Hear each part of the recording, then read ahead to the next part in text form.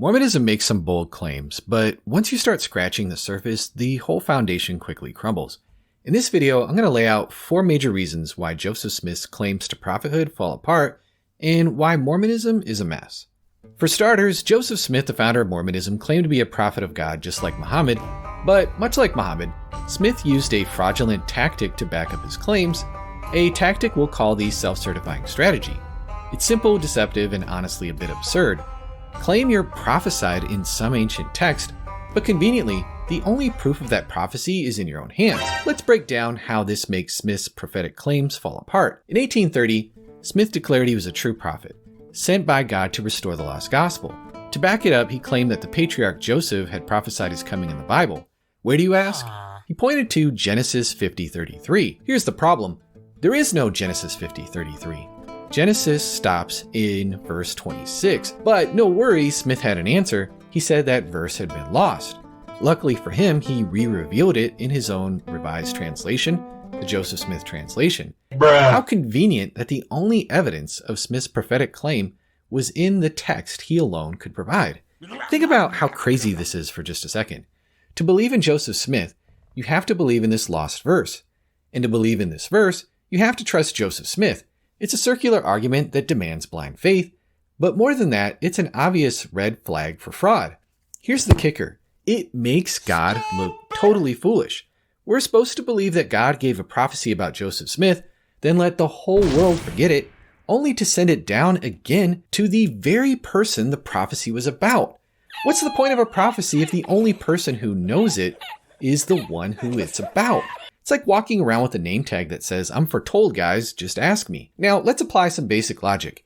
If God really foretold a prophet's coming, the prophecy would be verifiable. People could check it. God wouldn't let the prophecy vanish, only to re-reveal it to the person it's supposed to be about. That's absurd. No prophet in the Bible ever did this.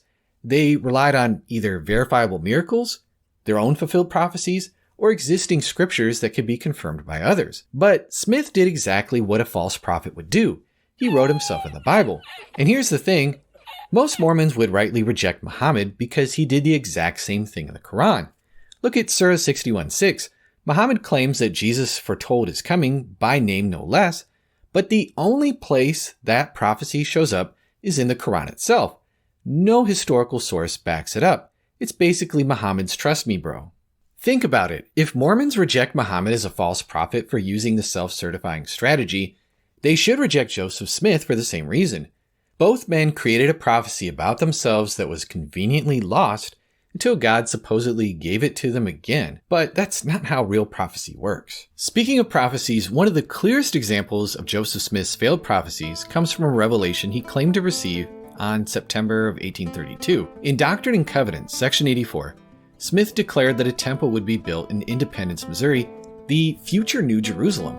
According to this revelation, the temple would be constructed within the lifetime of the generation alive at that time. For verily this generation shall not pass away until an house shall be built unto the Lord, and a cloud shall rest upon it, which cloud shall even the glory of the Lord, which shall fill his house. Smith's prophecy was super specific. A temple would be built in that very spot, and it would happen within the lifetime of those alive in 1832. Here's the problem. That temple has never been built. Nearly 2 centuries have passed, and the temple lot in Independence, Missouri still remains empty. Moses warned us about false prophets in Deuteronomy 18:22. When a prophet speaks in the name of the Lord, if the thing does not happen or come to pass, that is the thing which the Lord has not spoken. Smith's failed prophecy about the Missouri temple is exactly what Moses was talking about, a clear sign of a false prophet. You might argue that there are other reasons to trust Smith. After all, he claimed to have found the golden plates and miraculously translated them using the Urim and Thummim. Surely that proves his prophetic gift, right? Well, not so fast. Perhaps the biggest apologetic nightmare for Mormons is the Book of Abraham, a supposed translation by Joseph Smith. In 1835, Smith purchased some ancient Egyptian papyri from a traveling exhibition. At that time, no one could read ancient Egyptian. This was before the Rosetta Stone was properly deciphered. So Smith confidently claimed that the papyri he bought contained the writings of none other than the patriarch Abraham. Soon he released the Book of Abraham, and it was quickly canonized in the Pearl of Great Price, a central text in Mormon scripture. Now let's talk about the famous facsimiles included with the Book of Abraham. Smith presented these as illustrations of the story he was telling, like facsimile 1, which he said showed Abraham about to be sacrificed by an Egyptian priest. The problem? That's not what the image shows at all. First off, even a casual observer can see that the priest's head looks off. It's not even Egyptian. Turns out, when the original papyrus was rediscovered, experts confirmed that Smith added those details himself. The real image is a common Egyptian scene showing the god Anubis resurrecting Osiris on a lion couch. The knife and human head, Smith included, totally invented. But it gets even worse. The actual Egyptian text on the papyri is now easily translatable, and it has absolutely nothing to do with Abraham. Abraham's name isn't even mentioned in the text. It's just a standard funerary text known as the Book of Breathings, meant to guide the dead into the afterlife. Even the LDS Church admits now that the characters on the papyrus don't mention Abraham and that the text dates from 200 BC, 1800 years after Abraham would have lived. Mormon apologists scramble to explain this away. Some argue that the key parts of the papyrus must have been lost. That's pretty convenient. Others say that Smith reinterpreted through revelation the Osiris scene to fit Abraham's story, but this is just pure speculation with no historical support. The reality is, the Book of Abraham is based on nothing more than Smith's imagination. And here's the thing, no Jews, Egyptians, or early Christians ever mentioned any Book of Abraham. If there was any book by such great of a patriarch, you'd halfway expect to hear something. Now, Mormons might point to the 11 witnesses who signed affidavits saying that they saw the gold plates.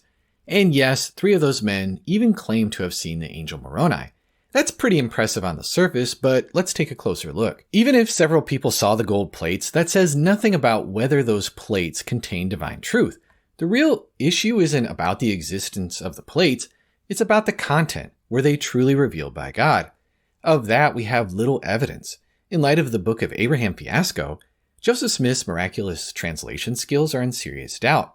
If he could invent a text based on common Egyptian funerary scrolls, how can we trust his claims about the plates? Not forget that the accounts from these witnesses are also extremely vague. There's very little detail about the appearance of Moroni or what these men's experiences were actually like. Compare this to the eyewitnesses of Jesus' resurrection. In the case of Jesus, his disciples didn't just have a quick, mysterious encounter.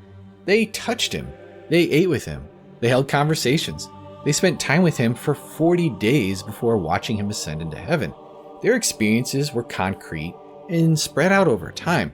So while the affidavits of Smith's witnesses might seem compelling at first, they really don't tell us much about the truth of the Book of Mormon, and the Book of Abraham gives us some serious reasons to question Smith's so-called prophetic gifts. Subjective feelings of the Spirit's supposed witness might feel convincing, but they just can't override the overwhelming evidence against Joseph Smith's prophetic claims. To my Mormon listeners, I've just scratched the surface here.